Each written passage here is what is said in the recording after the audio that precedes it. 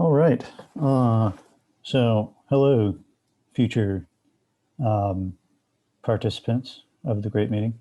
My name's Hunter, and I'm a PhD candidate here at the University of Glasgow, um, trying to figure out different ways we can use machine learning to look for gravitational waves. So bear with me. This is the first time that I've done a recording for a talk. So we'll see how that goes. First step would be to open the slides. So let me do that real quick. And we'll share the screen. And play from start. Okay. All right. Yeah. So as I was saying, my name is Hunter Gabbard. And today I'm going to talk to you all about some work that myself and several other colleagues at the University of Glasgow and in the computing science department have done, where we've used a form of machine learning, conditional variational autoencoders, to do Bayesian parameter estimation on gravitational wave signals for the first time. So without further ado, let's get started. So brief overview of the talk. So first off, I'm going to give some motivation for why it is we're doing this, why we're trying to use conditional variational autoencoders, otherwise known as CVAEs, which is how I'll describe them from here on out. Why we're using CVAEs to do parameter estimation. I'll talk about what a CVAE is, describe how we actually use them, and apply them, and then finally round off by discussing some future plans and sort of what's sort of next going forward. So I think the first thing to do is sort of give a kind of broad overview of some motivation for why we're doing this. So if I'm going to talk about LIGO and sort of the grand scheme of things, first off, and the whole LIGO process is you're going to have a gravitational wave event. So that could, result from, say, the merger of two black holes, to neutron stars, neutron black hole pair, whatever. The source, we're going to get a gravitational wave. It's going to propagate out from the source, travel bunches of light years until it finally arrives at the detectors. Step 2. And then we try and sort of detect these signals. But it's not just important to detect the signals, it's also pertinent and important that we actually sort of discern some sort of information from these signals, some sort of physical information. One of the most important things that we can discern from a detection is sort of where it came from in the sky, which we're going to use to sort of alert our other electromagnetic observing partners about where to point their telescopes in the sky. And hopefully, if we give them enough time to do this, and with enough accuracy, we can glean some useful information that may help us with future studies, things like the Hubble constant, stuff like that. But it's important that we do this in a very quick and accurate manner. And currently, the way that we do this is done using something known as Bayesian inference. And it's well known to be the optimal strategy to do this. But it's quite slow. So first off, and it's what we use to actually sort of get information about where these sort of events come from in the sky. So first off, I'll talk about exactly sort of how we do this now using Bayesian inference, how we actually predict where gravitational waves come from using Bayesian inference. So I think the best way to start off is by talking about who came out. So Bayesian inference was first sort of thought up by Reverend Thomas Bayes in the I think it was the 1600s, something like that. And he sort of put it this way. His general sort way of describing his theory, and it's sort of a way of sort of a belief system, if you will. He says that if you take sort of your prior assumptions about, say, the universe or something, we call the prior odds, and you multiply that by the strength of some new evidence, you then will get out sort of your new updated belief on whatever it is you're hypothesizing. We call that the posterior, your new updated belief, given some sort of prior information scaled by the strength of the new information that you've just received. You then can update your current belief on whatever the hypothesis may be. So to put it in context, in terms of gravitational waves, our priors are essentially sort of how we believe, say, gravitational wave events and sources are sort of distributed in the universe. So sort of like how do we think masses are distributed throughout the universe? How do we think they are distributed by distance, by spin, other parameters which describe these sources? It's our belief on how these things are sort of distributed. It's basically our prior. Glossy over a lot of things here, but that's generally the gist of it.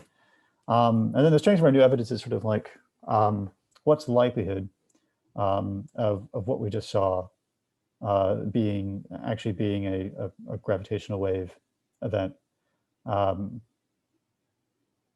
given the data, given the observed data. And this part is figuring out this likelihood value is a really computational process. It's a very computationally expensive process. And it's the part that makes this very, very slow. Because you essentially have to sort of compare what you observe to a large range of a template bank of different waveforms, and you compute a bunch of FFTs and things like this, which can sort of adds up very, very quickly. And then, what you get out are sort of our beliefs on what the source parameters of the signal are supposed to be, is what we call our posterior. So that's basically like sort of our estimates on, what the mass is, what the distance is of the signal with error, sort of the uncertainty. We have to take into account the uncertainty that comes from sort of the noise on our signal, because the detectors aren't perfect. We observe noisy signals. We don't observe noise-free signals. So there's going to be some inherent uncertainty there, and that's sort of what the posterior is showing. But yeah, as I say, the likelihood it's very computationally expensive to do that. So the question being is there a way that we can sort of do to do this more efficiently, to calculate these posterior events more efficiently? And it's going to be very important going forward in the future, trying to figure out how to do this really quickly and accurately, because as the detectors sort of get more and more sophisticated, and we get closer and closer to our ultimate sort of design sensitivity goals for each of the detectors, we're going to start seeing more and more and more events. So on the order of like, say, hundreds of thousands. And if it takes about hours to days to weeks to compute really accurate estimates on where these things are coming from in the sky, that's not going to be very kosher for other astronomical partners. They're going to want to get this information as quickly as possible. So we're going to see lots and lots of events. And yes, David Tennant, it's going to be very, very scary, right? So we have to find a quicker way of doing this. And one way that this can be done, we think, is to use machine learning, and particularly to use conditional variational autoencoders, CVAEs.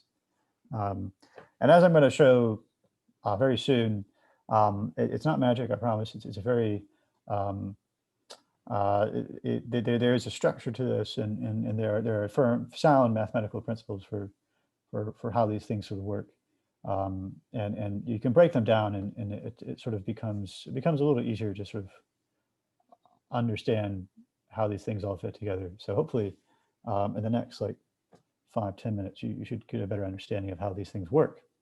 So first off, I think I'm going to try and describe them by breaking them down to constituent components and to sort of do it within the context of a very famous problem in machine learning. So that being classification of the MNIST data set. And the MNIST data set is basically a set of handwritten digit numbers, which are like 28 by 28 pixels or so.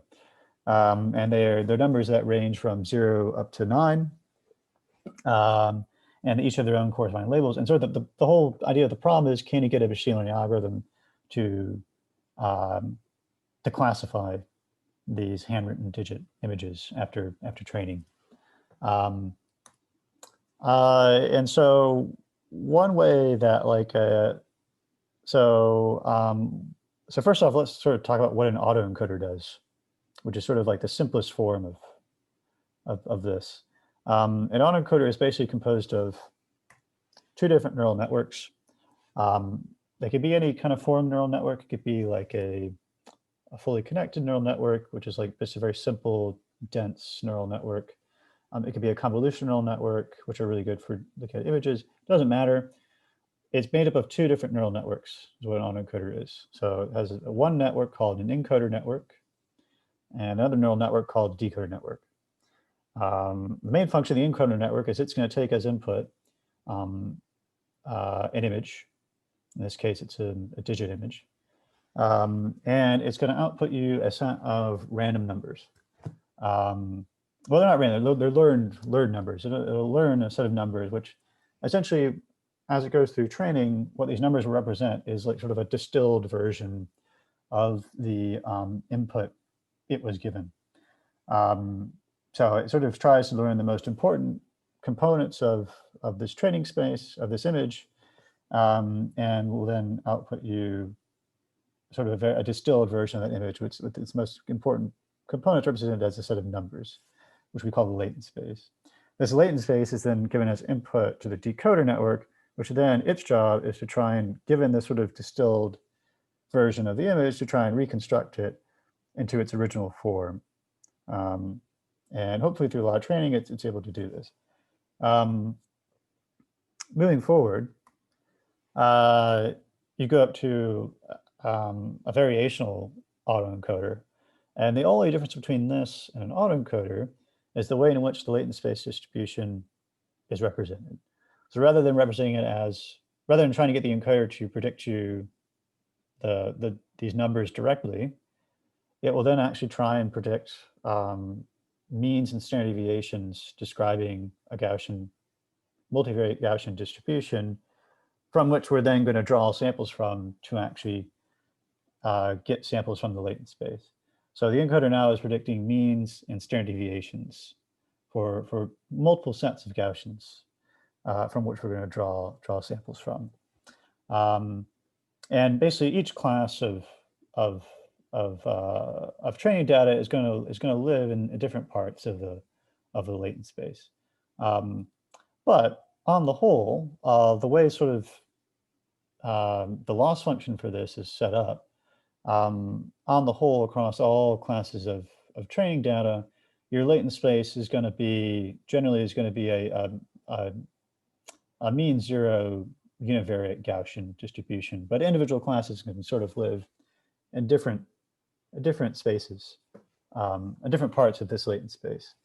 So one of the disadvantages of this is that of it being on the whole, you know, a univariate Gaussian distribution in latent space, is that if I wanted to use this in a generative sense, if I wanted to say just try and use the decoder network given random samples from the latent space to try and produce images, it will sort of, you can't get it to produce a certain class of image on command, because you don't necessarily really know where in the latent space each one of these classes sort of lives. So when you go to draw from the latent space randomly, you're going to get out random classes of numbers, which, you know, it can be useful in some instances, but if you want to get out a specific class, variational autoencoders won't cut it. So one way of doing that is to use something known as a conditional variational autoencoder. And the one difference between this and a variational autoencoder is now we're conditioning both the encoder and the decoder network on something. In this case, we're conditioning it on the label for each one of these images. So the class of each one of these images. And that way, in this instance, the label is basically represented as a number from 0 to 9. And it's given as input in addition to the image to the encoder network. And then it's also given as input to the decoder network along with samples from the latent space. And then through training, when you actually want to go and say use the decoder network in a generative sense, you want to just, if you pull a random sample from the latent space along with the particular class that you want, it will now sort of produce on command that class of image, which can be particularly useful for certain circumstances. And this is sort of the conditional variational autoencoder, the CVAE. This is sort of the closest thing to our particular implementation. Our network is not necessarily a vanilla CVAE, but it's this is the closest vanilla neural network architecture to that. So ours is actually derived. Our network is derived from first principles. So we actually use a math to get the network architecture that we actually use. How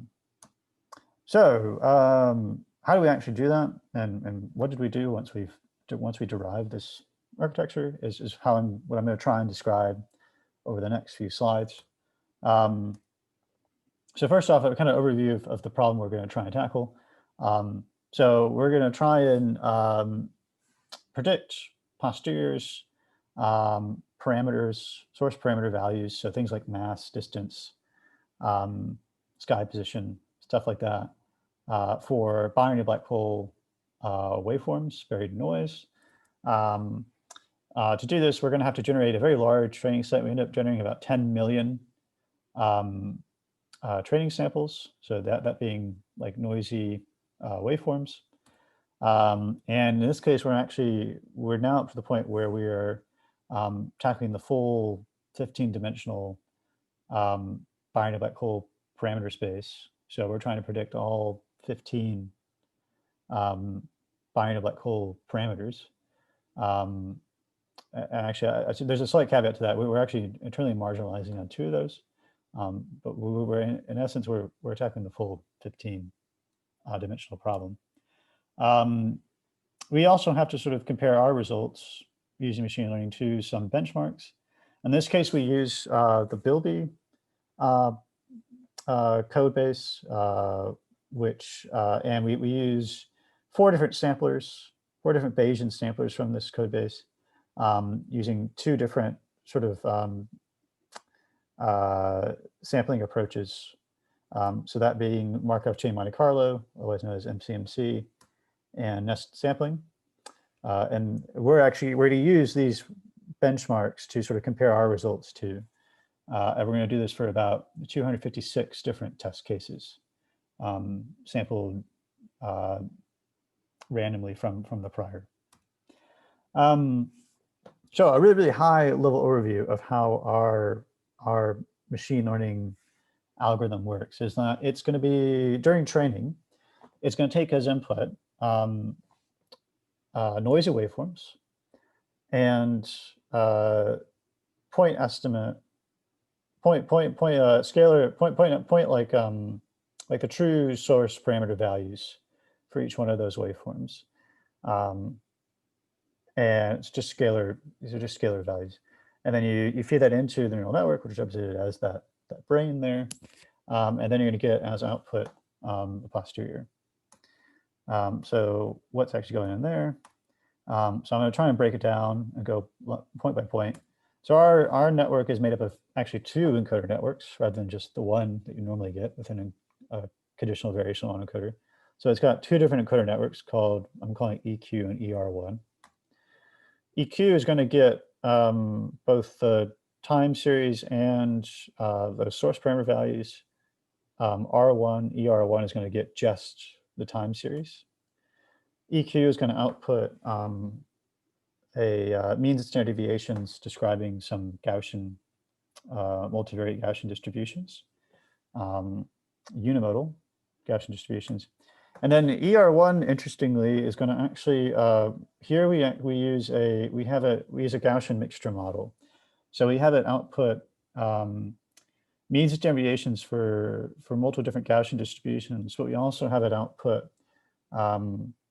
a weight for different modes within each one of those Gaussian distributions, which we then give as input to a Gaussian mixture model, which then sort of given that weight and the different modes and means deviations describing those modes, then sort of we'll choose which mode is the most likely to draw from. So the key difference here is that ER1 is outputting a multimodal Gaussian distributions, whereas EQ is outputting unimodal, which becomes really pertinent later on in this, and that like if we don't do this multimodal business here, you can't get out multimodal posteriors. So this is a very key thing, subtle, but it's very key. So both these samples from both of these distributions are then, we compute the KL divergence between those two things. So, and that's represented here. So basically KL divergence is just sort of a measure of the difference between two different distributions.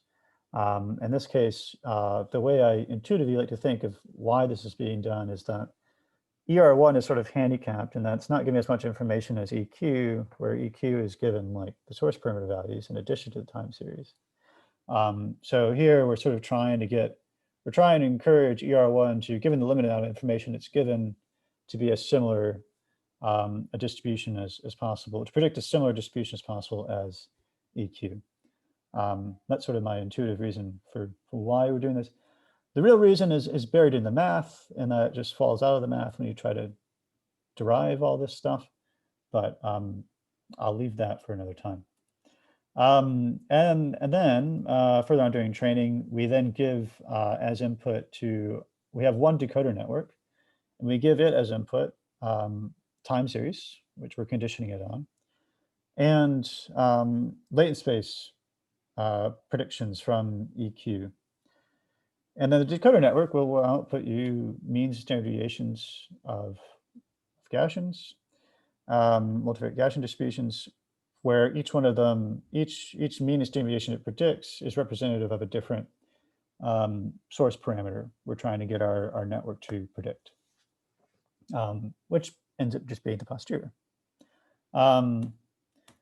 And then we take samples from these distributions, compute the log probability of those samples at the source parameter values, and then we add this log probability to our KL calculation, and we try and minimize this whole expression here during training. And we just sort of repeat this process over and over and over again, giving it new time series each iteration until it sees well enough training samples. At which point we stop training and we go to testing. Yeah, you just rinse and repeat.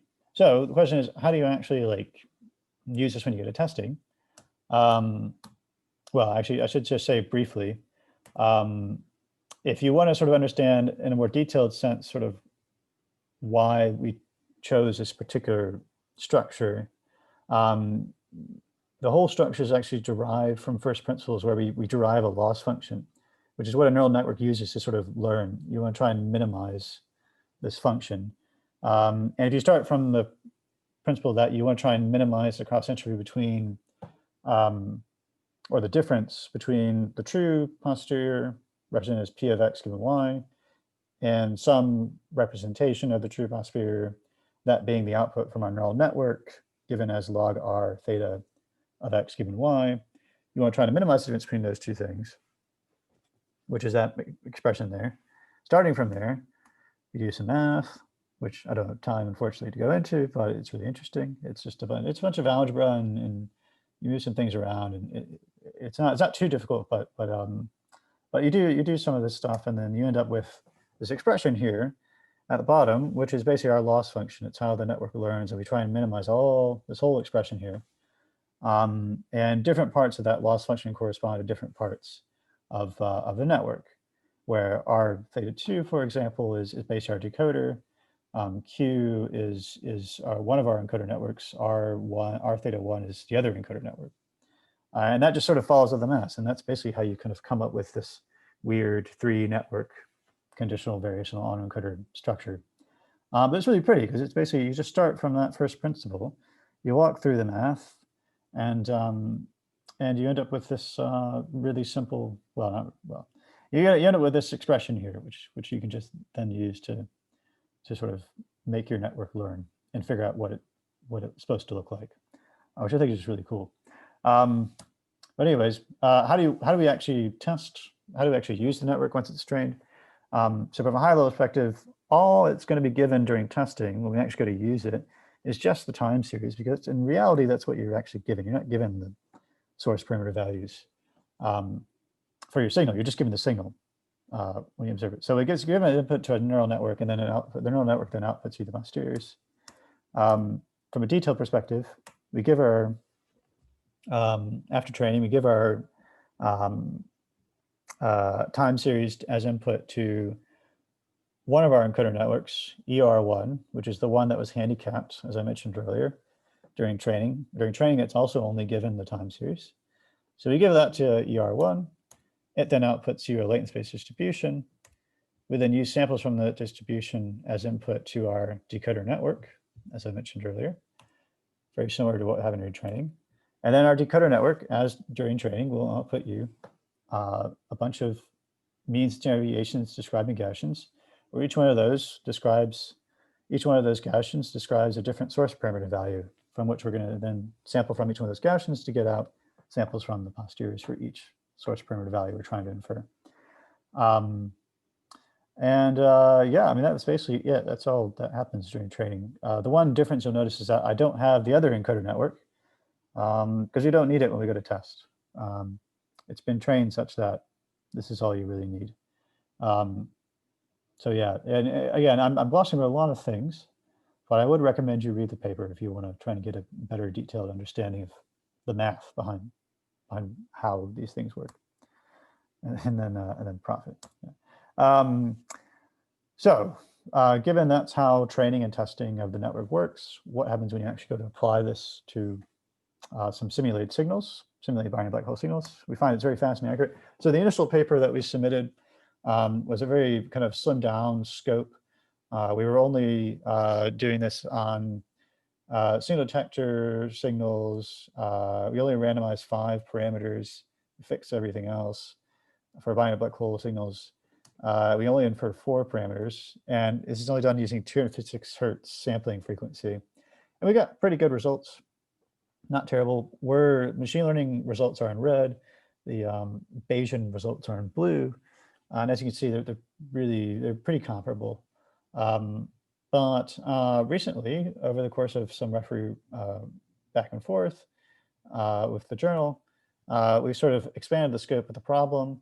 We did another submission, or sorry, we responded to the referees, and we went up to 3 detector case.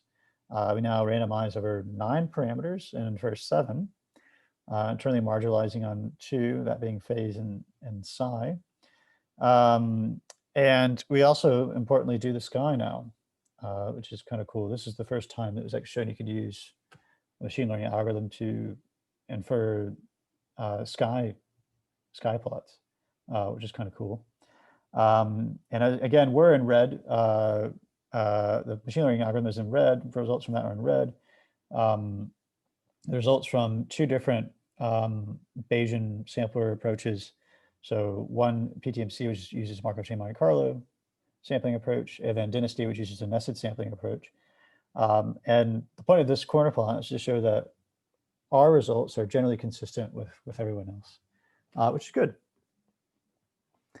And then finally, the most recent results I have so far, and this is with the second iteration of referee responses that we've gone through with the paper, is we now expanded to the full 50-dimensional parameter space. We're now doing this randomizing on 15 source parameters. This now includes spin. And we're inferring on 13 parameters. And again, as you can see, we're generally pretty consistent with everybody else. And this is sort of currently where the project stands. And hopefully should be accepted soon and published, which would be nice. And just briefly, so since the initial submission, we've made two kind of major updates to the paper. So one was implementing this Gaussian mixture model business, which I mentioned earlier, in one of the latent space distributions. This is basically to ensure that we could get out multimodal posteriors, which we were struggling with prior to using the Gaussian mixture model. And the other thing is we now we enforce that some of the distributions that were predicted by the decoder network to actually get out our samples from the posterior are not necessarily Gaussian distributions. Some of them are actually physically motivated distributions like von Mises, where we know that from physics that some of these parameters have like certain properties, like they wrap around and things like that. So we kind of use some physically motivated distributions to describe those. So that's another addition we made. And it's kind of nice to use some physics-inspired things in this. And importantly, our approach is very, very fast. So we can predict posteriors very, very quickly. So instead of taking days to weeks to months to do this, we can now do it about like in under a second, which is pretty impressive. So about like 7 orders of magnitude faster than existing techniques, which, if you can now get sky plots in under a second, that means you can then, the main limiting factor is how long it takes the telescopes to slew to where these events are coming from in the sky. So that's kind of nice to sort of eliminate a lot of that latency. So conclusions, future work, we've showed, and so have other groups, I should mention as well, that there are other groups that have done both released their own studies around the same time that we have, and follow-up studies. They did some really, really interesting work on alternative approaches, some using flows and things like that. But generally speaking, I think all of us that have done work in this are showing that variational inference is a very powerful tool to do parameter estimation very quickly and accurately.